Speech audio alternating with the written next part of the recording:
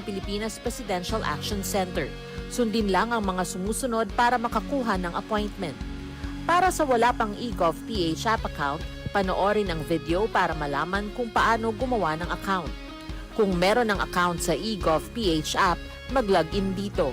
Saka hanapin ang online registration tab para sa Bagong Pilipinas Presidential Action Center. Pindutin ito para makita ang available na government services. Piliin ang serbisyo na iyong kailangan mula sa listahan. I-upload ang requirements ng serbisyong kailangan mo. Pumili ng petsa at oras kung kailan nais pumunta sa Bagong Pilipinas Presidential Action Center. I-submit na ang iyong application at bigyan ng pagkakataon na ma-review ang iyong isinumiting requirements. Hintayin ang QR code para sa kumpirmasyon ng iyong schedule. Makakatanggap ka ng text message para malaman kung naaprubahan ito. Sakaling hindi ito maaprubahan, makakatanggap ka rin ng text message para ipaalam ang kulang na requirements sa kasubukang mag-register ulit. Kung nakatanggap na ng kumpirmasyon, maaari nang pumunta sa Bagong Pilipinas Presidential Action Center sa napiling schedule, dala ang QR code at ang mga isinumiting requirements. Huwag kalimutang dumating sa itinakdang araw at oras ng iyong appointment. Pinapaalala rin na siguruhing may kumpirmadong schedule bago pumunta sa Bagong Pilipinas Presidential Action Center para maiwasang magpabalik-balik. Simple at user-friendly ang pagpapa-appointment dito, kaya wag nang mangamba dahil sa Bagong Pilipinas Presidential Action Center, tulong ay abot kamay na. Sa patuloy na paghahati ng balita at pagbibigay serbisyo publiko, kinilala ng prestiyosong Asia Pacific Broadcasting Plus Awards 2025 ang galing at dedigasyon ng Radyo Pilipinas.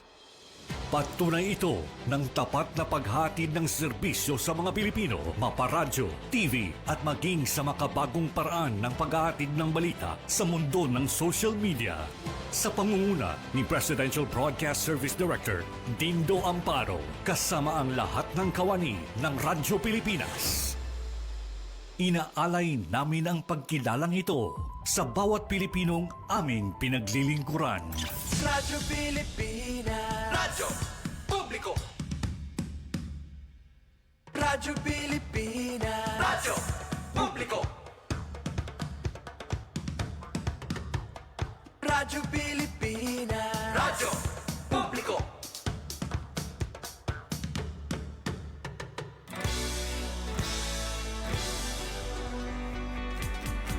Mahalagang mga balita, napapanahong impormasyon. Kami ang inyong gabay pag may bagyo at sakuna. Serbisyo ng gobyerno kapag may nangangailangan. Mga proyekto ng Pangulo, damang-dama ang pagmamahal niya. Tulay ng mga hinaing, ang problema ng bayan ating lulutasin. Tulay sa himpapawid, tulay ng pagbabago. Radyo Pilipinas, Radyo Publiko ng Bagong Pilipinas. Radyo Publiko, Radyo Pilipinas, Radyo Publiko ng Bagong Pilipino. Mga proyekto ng Pangulo, damang-dama ang pagmamahal niya. Radyo Pilipinas, Radyo Publiko, ang boses ng Pangulo.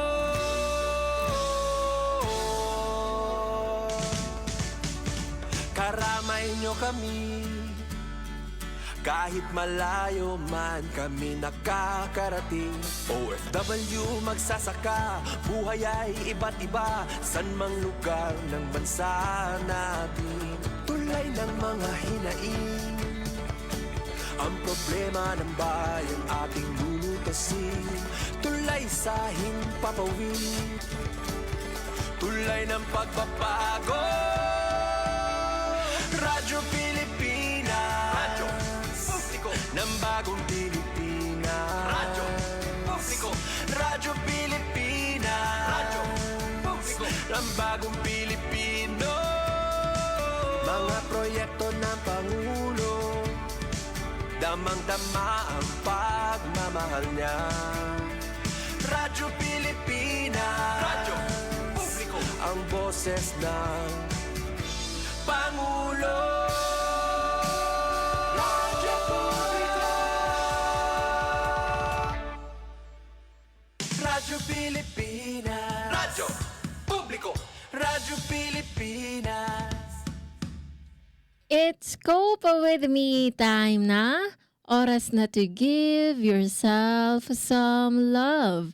Huminga, mamalandong, ngan sudlo naton kalugaringon para makakope sa daily stress sa aton kinabuhi.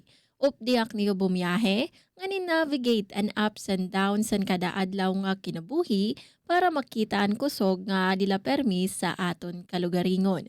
Mao sa mga nag-break pala, o sa mga may ginpipinsar nga problema, o sa mga karuyag mamiling guidance o comfort, adi and cope with me para updan ka. Remember, waray problema nga dako, kung ato na ato bangon san kaisog, pagpaid, ngan kahibaro nga may ada mga tawo, nga dala permi na mamati, ngan mag-cope with you. Mao get ready to tune in, abrihian niyo kasing-kasing, nga napod kita lumayag pakadto sa self-discovery, personal growth, ngan resilience. Dinila sa Cope with Me. Aton oras, 8 minutos sa naglabay sa alas 3. Hello beautiful souls and welcome back sa Cope with Me. I'm your on-air companion, Suzette Pratencio. Kaupod niyo permi sa Journey Called Life. Ngan kaupod naton sa Master Control, si Ramamonet Perito, si Joven Cardenas, ngan si Kuya Israel Gonzalez. Maupay nga kulop sa iyo nga tanan, adi na kita sa kabutngaan sa naton Semana Wednesday. Happy Wednesday sa nga tanan nga namamati sa aton yan na sa radyo, ngan mga namamati ug naghihiling yan na sa aton sa mga magkadurodelain naton nga social media accounts, mapa Facebook maniton o YouTube at Radyo Pilipinas Kalbayog. Welcome once again sa aton programa tikang alas 3 hangtod alas 4. Nga, by the way, antes kita kumadto sa aton mga Cope with Me habits, aton anay i-congratulate ang mga nagdaog sa Tandaya Festival of Festivals kakulop. Diba? Kagabi nga ni actually natapos ini kaagahon na. So, i-congratulate naton ang mga nag-champion o mga plural kay duha nag-champion nag-tie sera. So, ang Katbalogan nga festival, Manaragat Festival, congratulations to Katbalogan City. And of course, our very own, diba? 3 times na inisiya nga nagdaogan hadang festival sa naton hinigugma nga syudad San Calvayo gano. And second place ang Municipality of Calbiga Pahoy-Pahoy Festival, and third place Municipality of Santa Margarita and Alimango Festival. So congratulations sa nga tanan nga mga nagdaog and of course congratulations sa nga tanan nga mga contingents, nga tanan nga mga performers nga tanan nga nag-participate sini choreographers, nga tanan na congratulations sa iyo nga tanan sa paghatag sa aton, diba? Nga mga Samareño san sini nga entertainment nga pagpakita san grabe kakulay nga aton festival sa mga magkadordelain nga bungtong ang syudad san Samar. Nga nagpapakita gud la iton san ka-diverse ngan ka-colorful san aton kultura como mga Samareño. Anyway, kadawas naman kita mag-congratulate sa mga nagdaogan sa mga participants and contingents sa Tandaya Festival of Festivals. Kari na kata, sa naton ka-excited, kakulop, kakulba sa mga naghihiling kung sino pa magdadaog. Aton pakalmahon na yan na aton kalugaringon, pinaagi sa naton mga Cope with Me habits, aton pagdetikangan sa naton paborito nga paghinga san hilawig, oo, mao ipiyo nga niyo mga mata, i-relax an iyo pinsar nga na niyo lawas, kan pag-focus ko mo sa paggiya sa aton sa Department of Health para sa aton 3-minute mindful breathing.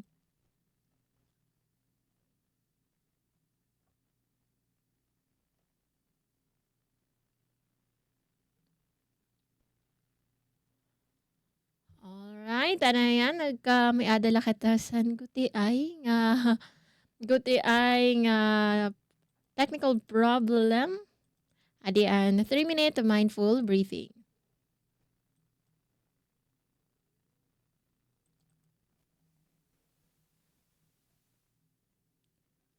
Okay, so mamaya kata few seconds or minute of silence talaga relax good anay kita san sining panhitabo. Anyway, din for sure na good ini ulat-ulat la kita again ipiyong yung mga mata, i-relax na yung mga muscles nga na di an aton 3-minute mindful breathing tikang sa Department of Health.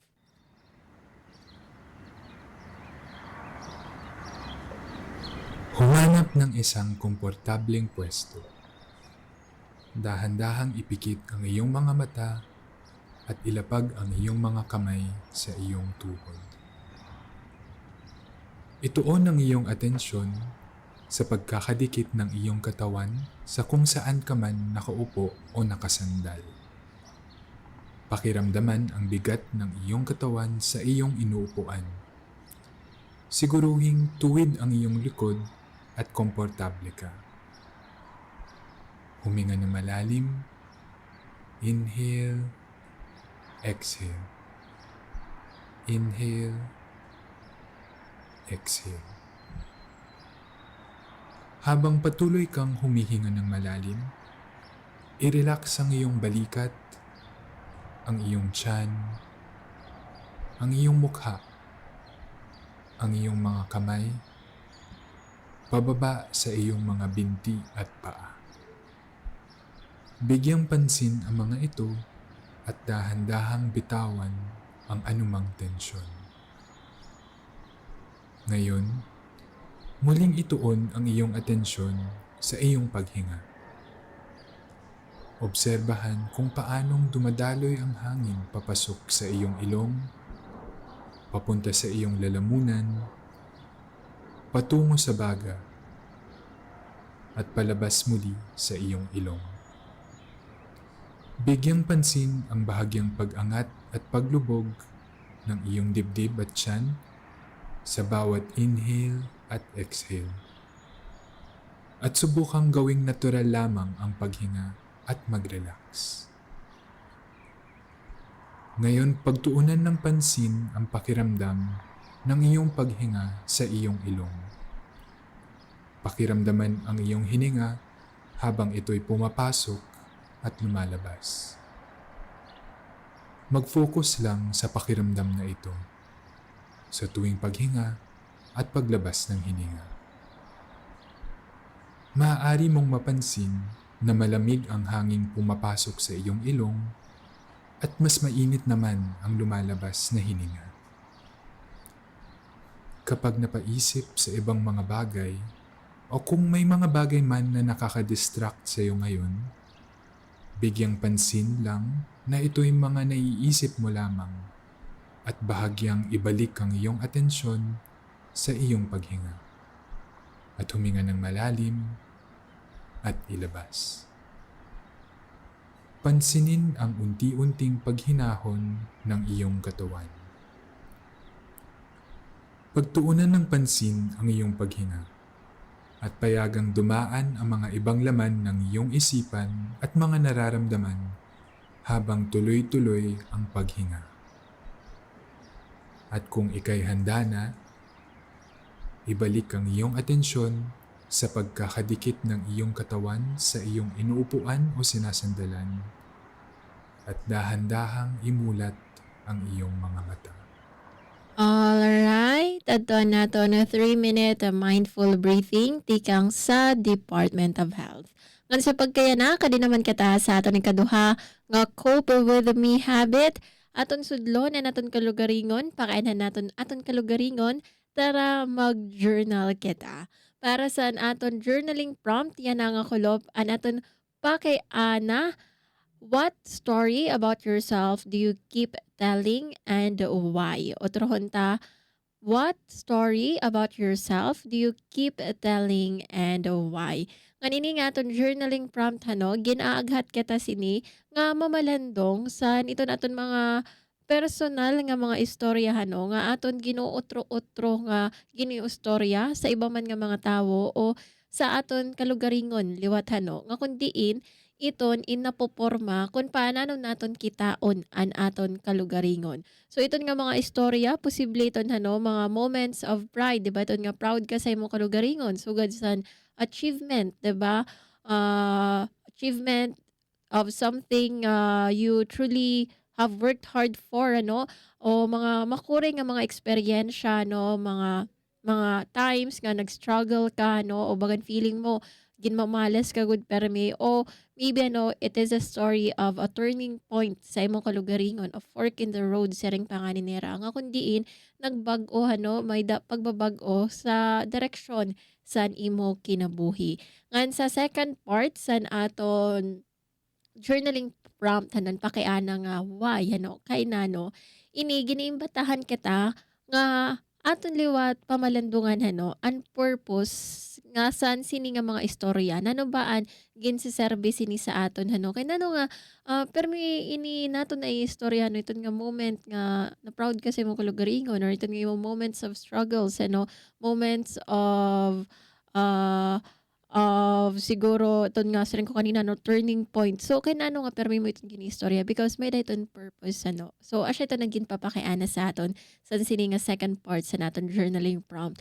Iton ba mao ba nga ginistorya mo iton permi is it because na-affirm sana an imo values or nakakabulig iton nga to make sense san sa imo journey san sa imo paglakaton o nakakahatag ba iton san comfort na justify ba sana an imo mga choices an imo mga decisions o perhaps maybe that's why you keep it from or you always tell it to yourself because also maybe it protects you from taking risks especially iton mga moments nga you have just been on your comfort zone so maybe that's why you keep it telling to yourself because maybe you don't want to take risk and you just want to stay in the comfort zone because it is working, diba? So why would you go out sa imong comfort zone when your comfort zone is already working So pinaagi san sini nga aton pag-examine san istorya nga aton giniistorya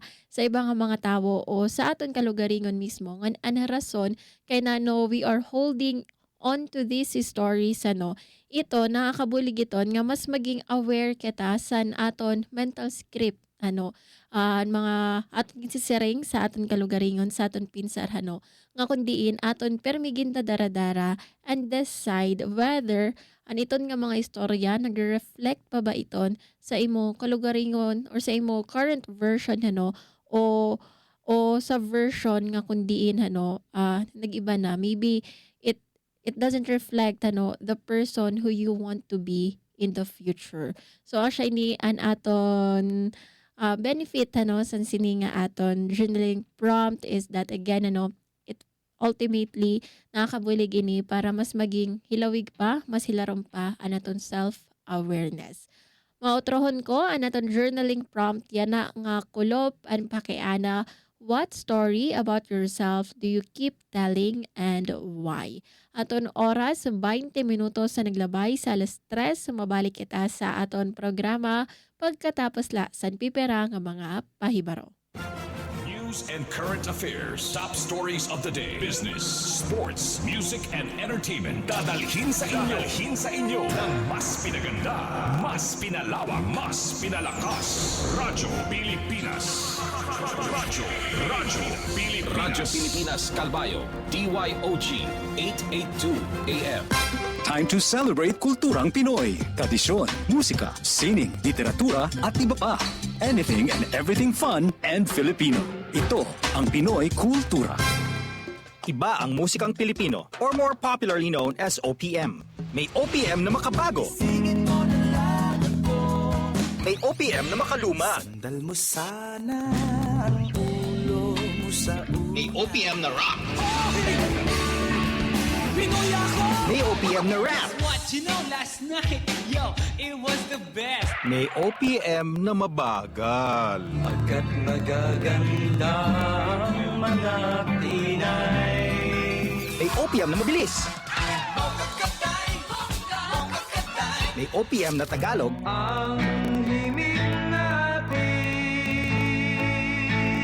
may OPM na English. Bahagi ng ating kultura, noon, ngayon at magpakailanman. Anumang OPM ang hanap mo, isa lang ang masasabi ko.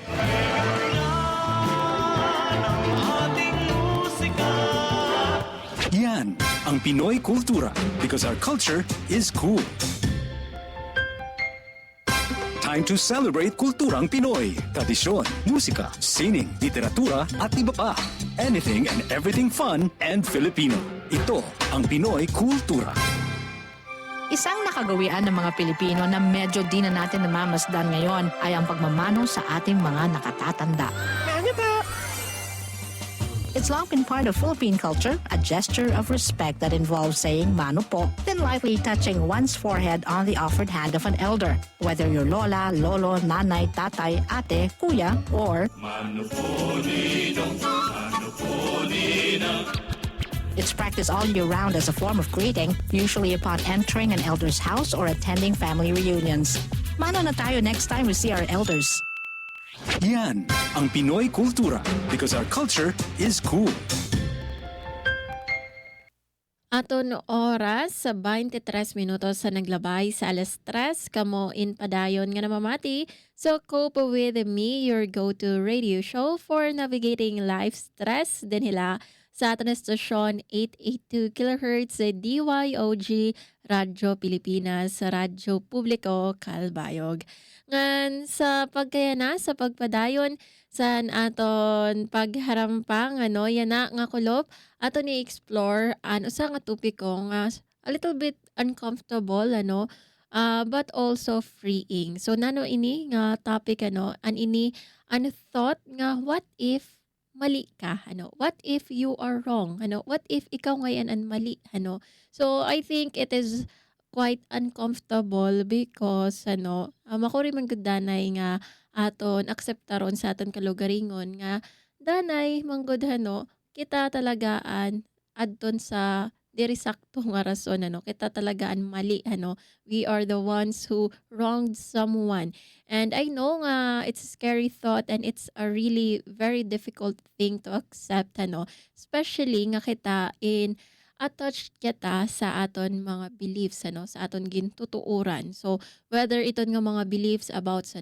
politics, relationships, and faith, religion, o kung paano naton kitaon na naton kalugaringon, ngan kung paano naton kitaon an kinabuhi nga nan iba nga mga tawo So ini nga mga beliefs ini nga mga ideas aton iton sira bagan ginho-hold on ta iton sira nga bagan asya to naton lifelines because in many ways bagan asya man gud iton sira an lifelines naton kay ini asya ini nagahatag sa aton sa naton identity, diba? Aton sense of who we are, our identity structure, angan safety, but sometimes an aton gintutuuran danay iton diri man iton asya an full picture.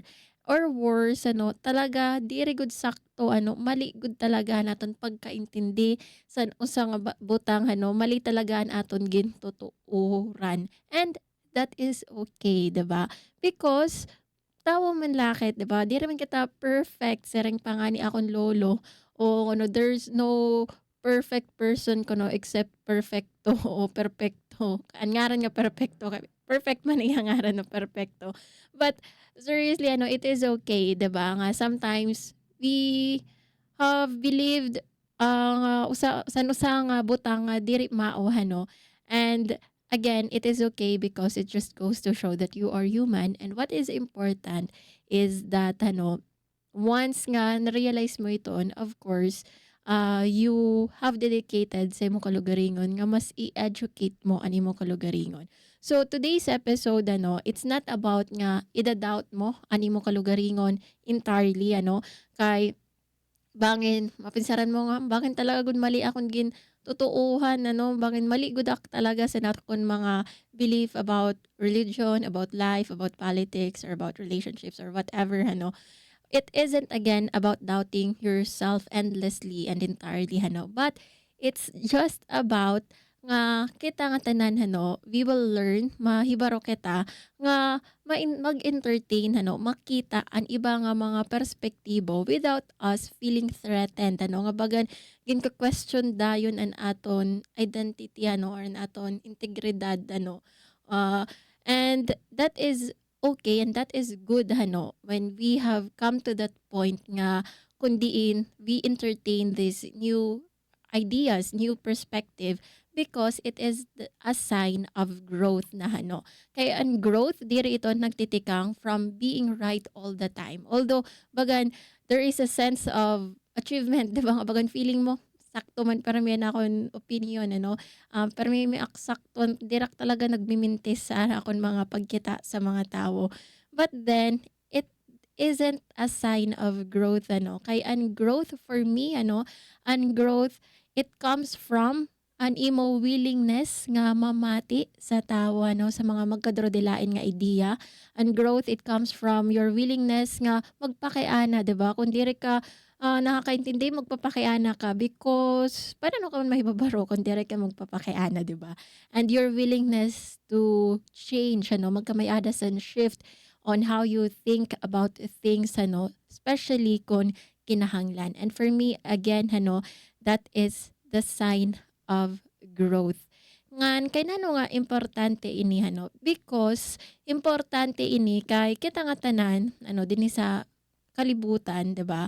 In a life nga tanan kita may da kita sa mga kalugaringon naton nga set of beliefs, 'di ba? Values, mga opinions naton sa mga magkadrodilain nga butang.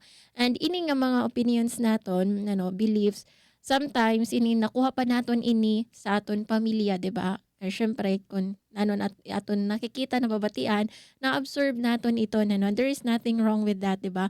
O nakuha naton ini sa aton kultura, 'di ba? Kung nanon gitutdo sa aton sa eskwelahan and others sini nga mga ideya naton, mga opinions, na form naton ini sa aton kalugariyon nga personal experience, Pero diri ini nga tanan is rooted in truth or nga nagsiserve pa ini sa aton nga mga ideya. So mag look back kita mamalandong kita ba nga mga common beliefs and aton rarely nga gin-question diri tagod gin-question. So una may ada kata sering-sering nga halimbawa ada ka na sa usang stable career or high paying job tapos maiwas ka, di ba, may dasa na permi nga belief nga kung umiwas ka, mag-resign ka, ada ka na sa high-paying job, kakarag, di ba? Karag, Or may ada san belief nga, pag OFW, di ba? Automatic, mayaman na dayon, di ba? May dasan sa mga belief, especially sa mga Pilipino, di ba? Bagan, pag adto sa abroad, anira pamilya, pinsar nira easy life na permida mo ang kwarta. Pero, na disregard and sacrifice ngan kakurian nga atubang sa naton mga OFWs o para sa mga lalaki, di ba, pag lalaki ba expected nga diri emotional, diri natangis diri maluya, so sa iton nga mga belief nga we hold on to because of our culture and also pag diri magkaanak diri ka na fulfilled dayon when we have a rise of iton nga mga ding couples o may dalawat mga thoughts, beliefs nga pag waray ka degree, waray ka na dayon makakabot sa imong kinabuhi. Di ka na magiging successful. And it's because we have been taught about that sa pagkabata pala kita.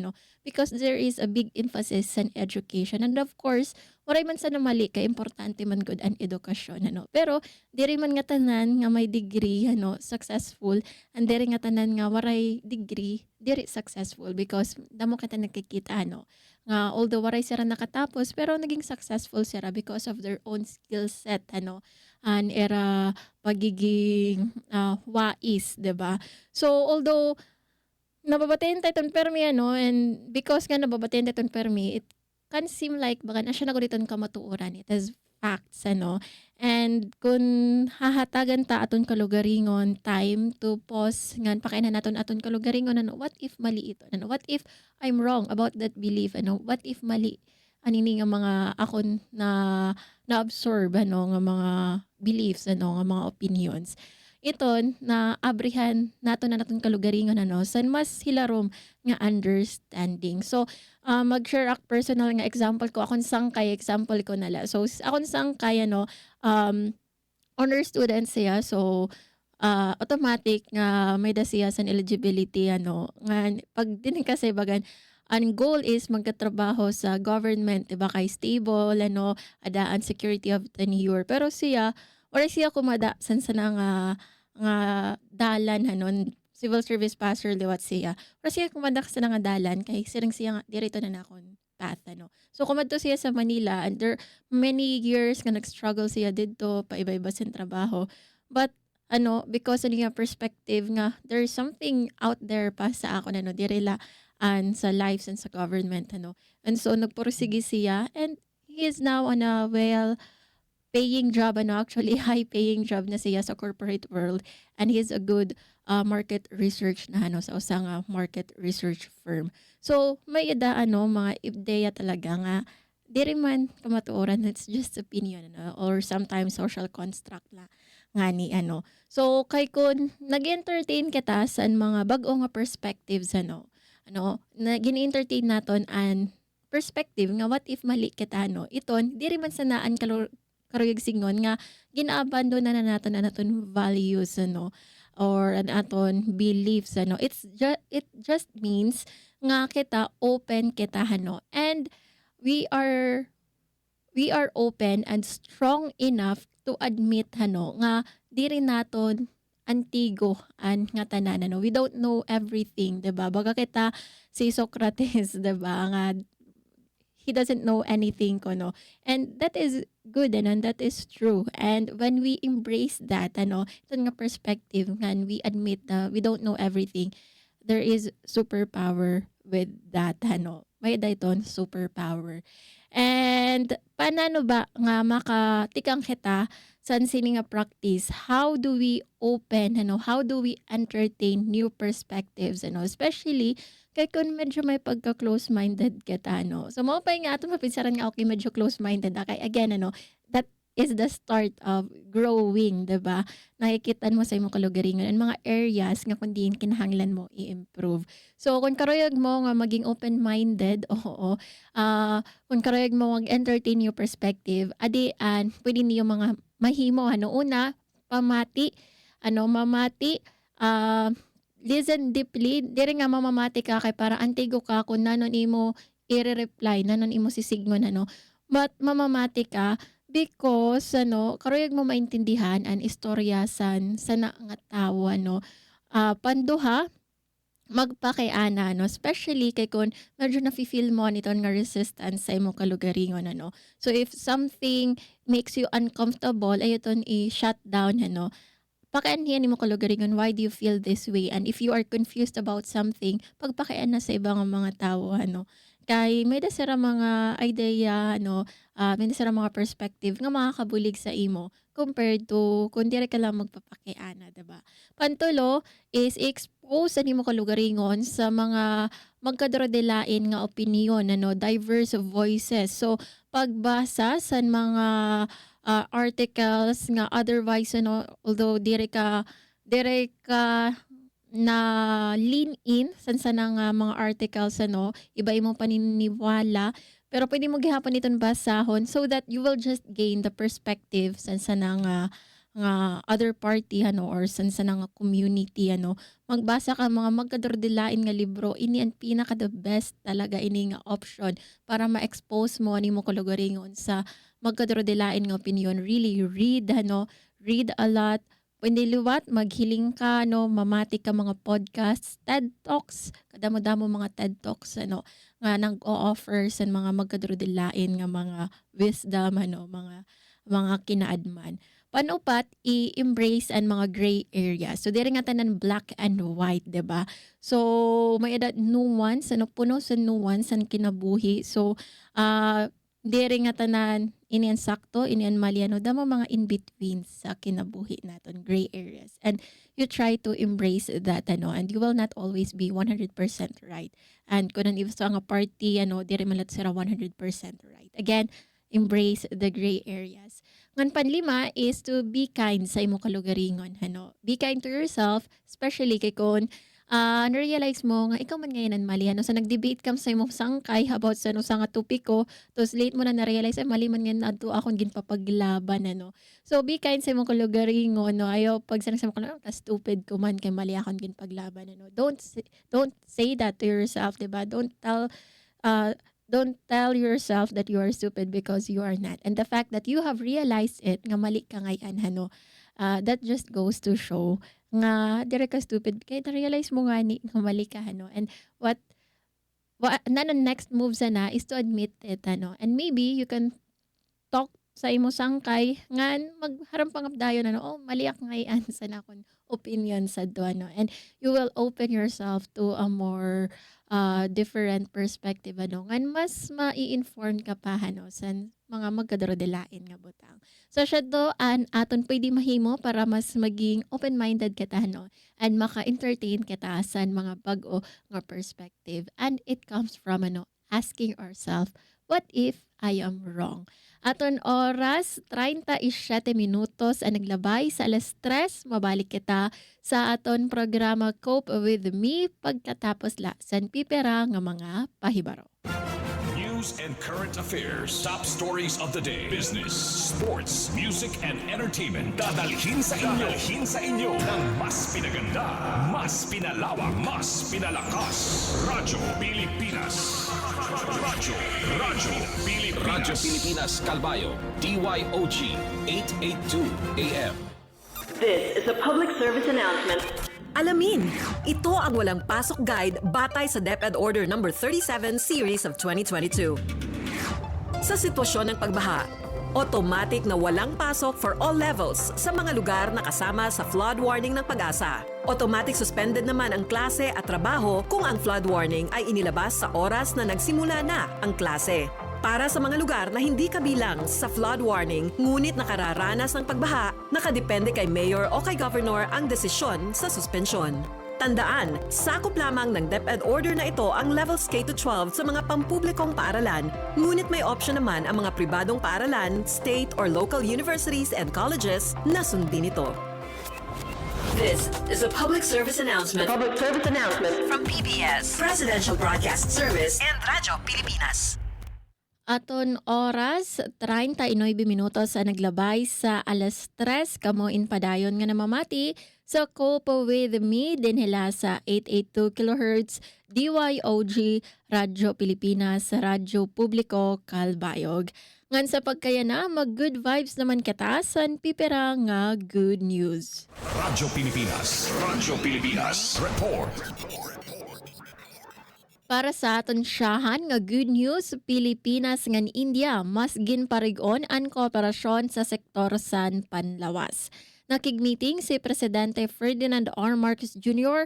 kan Bharatiya Janata Party Chair ngan Indian Health Minister Shri Agat Prakash Nada para pag-istoryahan ang mas haluag nga kooperasyon sa sektor san panlawas san duha nga nasud. Sa courtesy call sa Taj Mahal Hotel, gintalakay ang plano san India nga makigbinuligay sa Pilipinas pinaagi san pagbahin san maupay nga practice sugad san paghatag san libre nga maternal care, cancer screening, hypertension check-up, telemedicine ngan paggamit sa accredited social health activists nga pagkaparehas sa barangay health workers. Ginhatagan gihapon san prioridad ang Memorandum of Understanding sabot nga sa India's National Institute of Ayurveda ngan Philippine Institute of Traditional and Alternative Health Care. Gindiskusyonan liwat ang pagdamo sa Indian medical students sa Pilipinas ngan interes sa India sa liver transplant services sa nasod. Ini nga panhitabo kabahin sa 5 kaadlaw nga state visit ni Marcos sa India nga kundiin formal nga ginpadukwag ang relasyon ngadto sa strategic partnership. Dugang panaton nga good news, ADCOM 2 nananawagan sa mas makusog nga rollout sa bag-o nga anti-bullying guidelines. Nanawagan ang Second Congressional Commission on Education o EDCOM2 san kompleto nga roll-out nga pagpatuman san bag-o nga Implementing Rules and Regulations o IRR san Anti-Bullying Act of 2013 nga ginhimo san Department of Education o DepEd. Gindayaw san EDCOM2 ang mga pagbag-o sugad san mas haluag nga importansya kontra san bullying, 3-tiered system para sa pagproseso san kaso ngan mas mabugat nga sanctions sa eskwelahan nga diri maaksyonan ang mga reklamo. Sumalakan EDCOM2 Executive Director Dr. Carol Markey, importante ini tungod sa alarming nga kaso san bullying nga sumala sa PISA 2022 umabot sa 43% nga kababayen-an ngan 53% nga kalalakin-an nga estudyante ang nakaka-eksperyensya sini kada bulan, doble sa global average. Gintawag ni Senator Sherwin Gatchalian ang sitwasyon nga usa nga national crisis nga nag-awhag sa eskwelahan nga magpatuman dayon san mas istrikto nga patakaran upod ang school-based mental health programs. Ang revised IRR nagmamandato nga ang nga tanan nga pampubliko ngan pribado nga eskwelahan maghimo san localized anti-bullying policy, magpatuman san centralized reporting system, ngan magbutang san klaro nga papel san magturutdo, school officials ngan law enforcement, samtang magpapasan san mas mabugat nga sanctions ang diri masunod.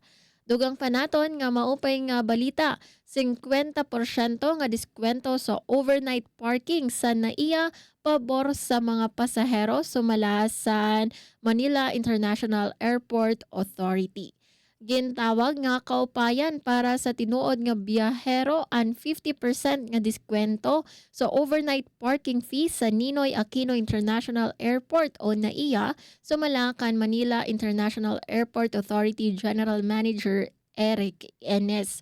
Sumala sa new NAIA Infra Corporation, ang mga verified passengers magbabayad nala sa 600 pesos imbis nga 1,200 pesos basta magpakita sa trip ticket ngan boarding pass.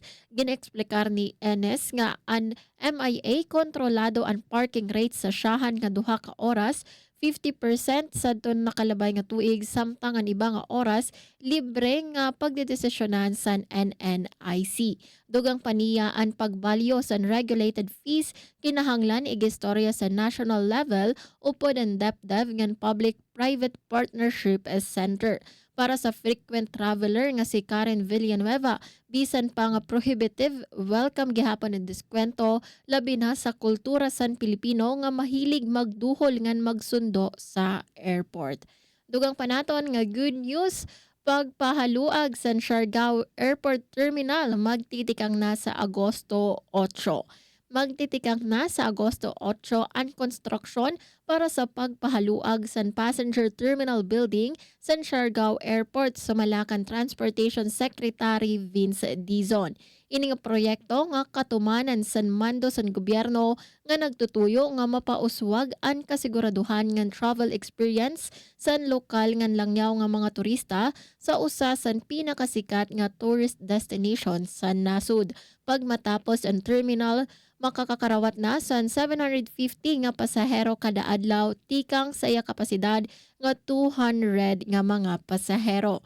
Parte ini sa bundled proposal para sa modernization ngan expansion sa Davao ngan Bicol Airports nga igindonar sa JG Summit ngan PhilInvest Groups ilarom sa public-private partnership deal.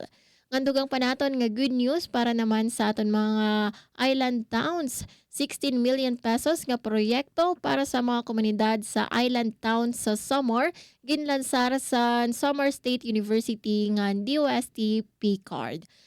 Balita ang detalye adi sa akon report.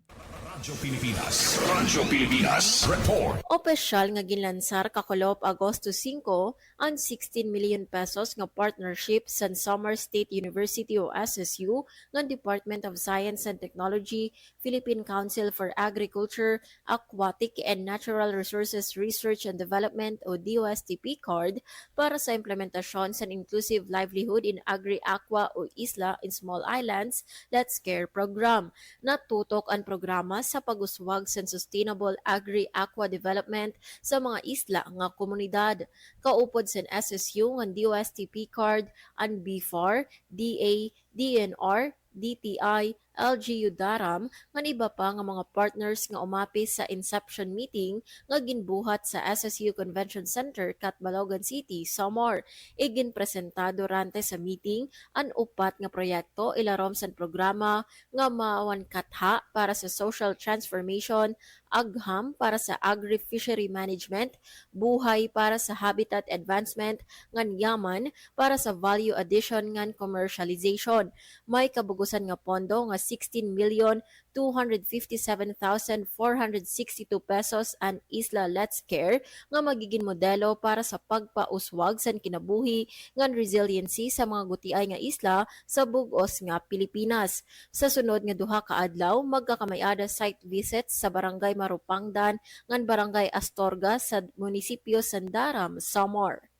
Para sa Bagong Pilipinas, Suzette Pretencio, Radyo Pilipinas, Radyo Publiko, Kalbayog. Para sa aton katapusan nga good news, Salvation Mission Center usa na nga diocesan shrine ug bag-o nga parokya sa bungtos san Lawang, Northern Samar. Detalye sa sini nga good news pamatian naton matikang kan Charmaine Perito. Radyo Pilipinas Report. Usa na nga diocesan shrine ug bag-o nga parokya Salvation Mission Center sa Lawang, Northern Samar. Inina ang tatawagon nga Parish and Diocesan Shrine of Nuestra Señora de Salvacion de Batag nga papangunahan sa una nga Kora Paroko o Rector nga si Reverend Father Jovi Dapulag. Ginpermahan ni Most Reverend Noli Boco, Bishop San Catarman, ang duha nga dekrito nga mag-iestablisa sa Salvation Mission Center como bag-o nga parokya ug magseserbe como ikaduha nga diocesan shrine sa bugos nga dioceses kasunod sa Nuestro Padre Jesus Nazareno sa Kawayan. Namuno sa fiesta celebration si Bishop Emeritus Emmanuel Trance nga naghatag dalan para sa pagkaurusa, paghigugmaay ug pagserbe sa simbahan. Ginatenderan ang misa san maabot 20 nga kapadian, anay nga mga administrator sa misyon, laiko, mga opisyal sa gobyerno ug mga deboto tikang sa sulod o gawas sa Northern Samar. Pinaagi sa misa, durungan nga ginse-celebrar ang pagkarawat sa damo nga grasya. Ang bag-o nga parokya, ang ikaduha nga diocesan shrine, ika-25 nga anibersaryo sa Salvation Mission Center, ika-50 katuig sa Diocese San Catarman ug ang Jubilee Year of Hope sa Simbahan Katolika. Pwede ko marawat plenary indulgence ang mga nag-atender sa misa ug partial indulgence naman para sa mga mabisita sa dambana sa sulod sa usa ka tuig kahuman igtuman ang kinahanglanon nga mga espiritual nga kondisyon. Para sa Bagong Pilipinas, Charmaine Perito, Radyo Pilipinas, Radyo Publiko, Kalbayog. Asya doon kabugusan sa naton mga nahikay nga mga good news yan ang ako Lopez San Miyerkules. At ano oras 49 minutos sa naglabay sa alas 3 mabalik kita sa aton programa pagkatapos lasan pipera nga mga pahibaro.